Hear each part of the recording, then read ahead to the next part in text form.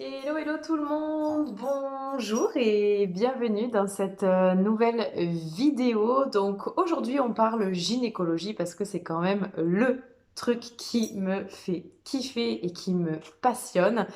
Et j'ai une question à te poser pour commencer. Est-ce que tu sais vraiment comment fonctionne ton système gynécologique?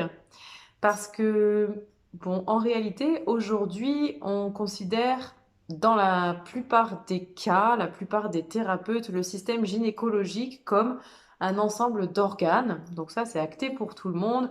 L'utérus, les ovaires, les trompes, le vagin, la vulve. Mais c'est beaucoup plus complexe que ça en réalité. Donc aujourd'hui, je t'explique comment fonctionne le système gynécologique dans son intégralité, que ce soit sur le plan physique, sur le plan énergétique et aussi sur le plan émotionnel, puisque pour une prise en charge la plus globale possible, il faut absolument prendre en compte ces trois plans. Donc sur le plan physique et physiologique, comment ça se passe au niveau gynéco? Donc on a cet ensemble d'organes qui se trouvent à l'intérieur de notre bassin. Mais ce qu'on oublie beaucoup trop souvent dans la prise en charge des troubles gynéco, c'est qu'est-ce qui fait fonctionner ce système gynéco? On retrouve le système hormonal et on retrouve bien évidemment le système nerveux. Au niveau hormonal, tout est produit à l'intérieur du crâne par ce qu'on appelle l'axe hypothalamo-hypophysaire. Donc c'est un ensemble de deux glandes qui vont produire certaines hormones qui vont passer à l'intérieur de la circulation sanguine pour aller directement agir sur les organes du système gynéco. Sans hormones, pas de système gynéco, pas de cycle menstruel. Ok? Le deuxième point sur le plan physiologique, c'est l'importance du système nerveux. Et oui, on a un cerveau, on a des nerfs, on a tout un tas de mécanismes en lien avec ça qui partent du cerveau, qui passent dans la colonne, dans la moelle épinière et qui vont permettre à ce système gynécologique de fonctionner et aussi d'avoir des sensations. Ok? Sans système nerveux, pas de contraction musculaire, sans contraction musculaire, pas de contraction de l'utérus, pas de règles, pas aussi de contraction pour accoucher, etc. Ok?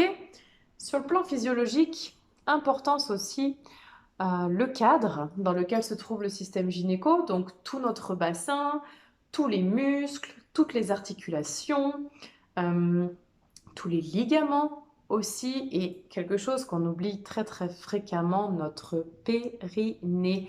Le périnée, c'est une couche de muscles comme ça, qui est bombée vers le haut et qui permet de maintenir l'intégralité des organes du bassin à leur place. Okay? Une bonne tonicité du périnée va permettre un bon fonctionnement du système gynécologique. Donc l'inverse se vérifie aussi.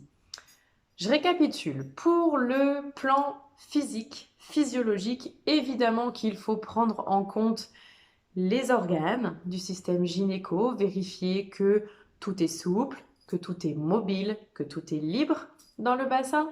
On pense à vérifier tout le cadre osseux, hein, l'ensemble du bassin, mais aussi tous les muscles, tous les ligaments et notamment le périnée pour un fonctionnement optimal sur ce cadre physique, physiologique.